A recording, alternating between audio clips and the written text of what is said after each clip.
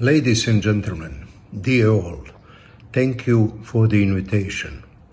It is both an honor and a deeply moving experience to address you today at this Srebrenica commemoration event in the London Muslim Centre.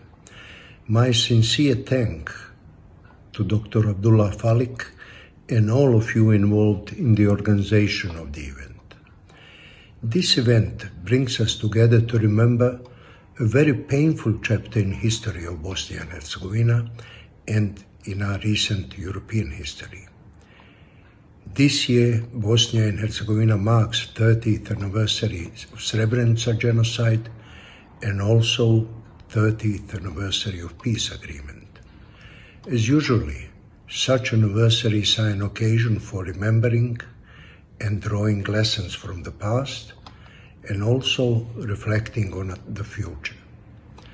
War in Bosnia and Herzegovina started in 1992 and lasted 3.5 years until 21st of November 1995, when peace agreement was reached in Dayton, Ohio. What was happening during war in Bosnia and Herzegovina is still remembered by today middle or older generation, but for those born after the war, it is history.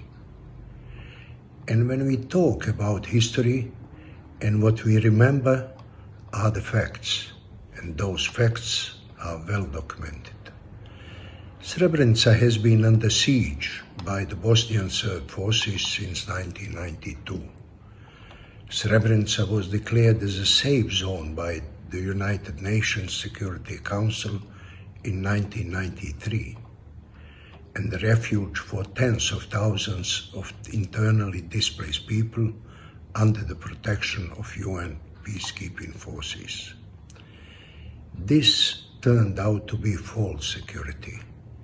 After what happened to 8,372 Bosnian boys and men who were killed in July 1995, 30 years ago, and all the women, children, and the elderly who were abused, all those families, entire communities that were destroyed, all the lives lost, lives in ruins, lives changed forever.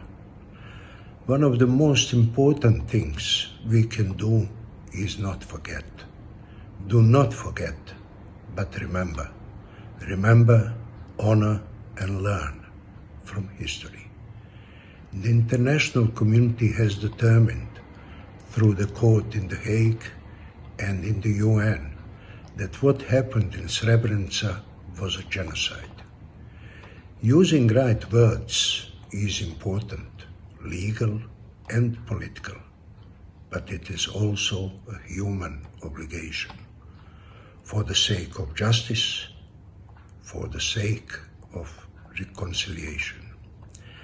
I emphasize that because there are still those who do not recognize genocide and those who try to relativize dimensions of the crime committed. Last year, the United Nations General Assembly adopted a resolution which established 11th of July as an annual Remembrance Day for this genocide. Among other, countries agreed to condemn denial of the genocide and the attempt to highlight convicted war criminals as heroes. Srebrenica happened in the heart of Europe, in the heart of our time. And it is not just a Bosnian tragedy, it is a European tragedy, a universal reminder. And the memories, they concern us all. What was happening in Srebrenica must therefore be told on, and it is being told. In events like this one, in books, exhibitions, theater, movies, it is being told by survivors, by members of families of those who were killed. And it is being told in courtrooms also. Main perpetrators serve their fines, but many of those directly involved in crimes are still at large. And I want to clearly say here, holding someone accountable isn't just about punishment. It's about justice.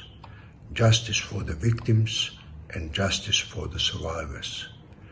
And it is also a message to all those who, in the future, think about committing such crime. Ladies and gentlemen, we all have a responsibility for inclusion, tolerance, respect, and to stand up against hate and violence.